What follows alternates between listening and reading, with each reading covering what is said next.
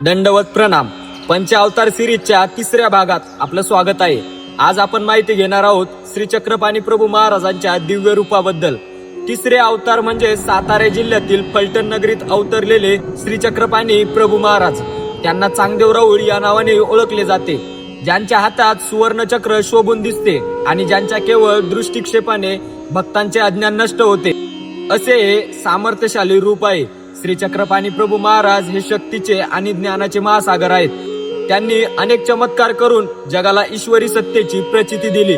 विशेष म्हणजे त्यांनी चौथ्या अवताराला म्हणजेच श्री गोविंद प्रभू महाराजांना शक्ती प्रदान केली.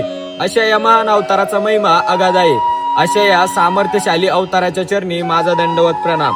हा व्हिडिओ आवडला असेल तर नक्की शेअर करा आणि कमेंटमध्ये श्री चक्रपाणी प्रभू महाराज लिहायला विसरू नका.